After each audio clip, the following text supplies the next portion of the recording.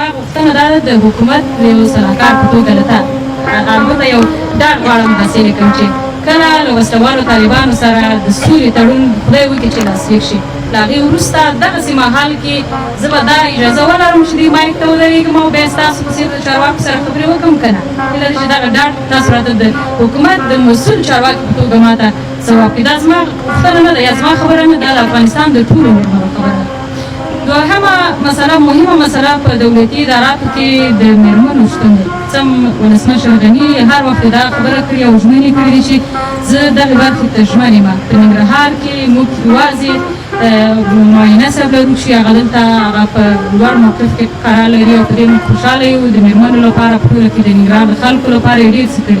مګر په ننګرهار کې څومره ریاستونه دي تر اوسه پورې موږ د ښځو چارو ریاست نه پرته هغه هم چېرته د ښځو ریاست نه ممکن کوم نارینه به د هغې رئیس وي شوخي دې پکې وي له دې نه پرته موږ په ریاستونو کې معاونینې نه لرو ښځینه په ولسوالیو کې ښځینه نه لرو دغه ډېره اشد ضرورت یې په خاص ډول په دې قضایي ارګانونو کې د خویندو شتون ډېر زیات مهم دی کله چې یوه خور ستونزه لري د دې له خاطره چې هلته قاضي صاحب هلته څارندوال صاحب دا ټول نارینه دي هغه جرأت نشي کولی چې ځکه زموږ پښتنه ټولنه ده دلته هغه کلتوري محدودیتونه شته د یوه خور دا همت نشي کولی دغه برخه ډېره زیاته مهمه ده چې دې ته باید توجه وشي تر څنګ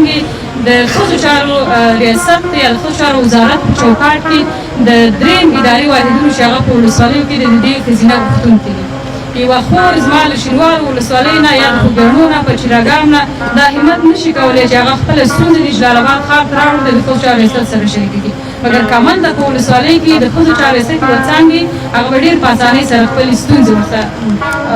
شریکې کړي او ممکن د حل لپاره یې هلې ځلې شي بله مهمه برخه د زده کړو په برخه کې ده که څه هم په وروستیو کلونو کې په دغې برخه کې په افغانستان کې په ننګرهار کې ځینې پرمختګونه شوي دي مګر لا هم د زده کړې په برخه کې زموږ خویندې له ګڼو ستونزو سره لاس و ګرېوان دي تاسو به په دې باندې خبر یاستئ یا نه د شینوارو په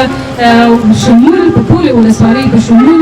موږ د ننګرهار په 12 ولسوالیو کې هېڅ ښځینه 12 فارغه نه لري دا خپله یوه لویه ستونزه ده د زده کړې لپاره موږ په 9 ولسوالیو کې هېڅ ښځینه ښوونکي نه لرو اوس په دې وروستیو کې هغه ځینې کومه پروګرام دی نه پوهېږم د هغې له لارې په ځینو ولسوالیو کې ښځینه ښوونکي په دنده ګمارل شوي دي یعنې په دغه برخه کې لا ډېرې ستونزې موږ لرو په ولسوالیو کې باید ښځینه ښوونکي واوسي دلته په ښار کې باید ښځینه ښوونکي واوسي بل د بهرني بورسونو په برخه کې هغه خویندې چې استعداد لري وړتیا لري دلته پوهنتونونه فعالېږي هغې ته باید د لوړو زده کړو زمینه سازي وشي په ټوله کې مرکزي حکومت د ولایتونو سره خاص ډول د ننګرهار سره په دغې برخه کې د مور او مېرې چلند کړی دی پرې هیله چې دغې برخې ته جدي پاملرنه وکړي د ستاج مسله د محب صاحب چې دلته هغه خویندې چې د خصوصي پوهنتونونو نه فارغېږي د طب په برخه کې په دولتي پوهنتونونو کې هغې ته د ستاج اجازه نشته دی او په خصوصي روغتونونه دومره وړتیا نه لري چې ټولې خویندې جذب کړي دا یوه ډېره مهمه او اساسي ستونزه ده چې موږ د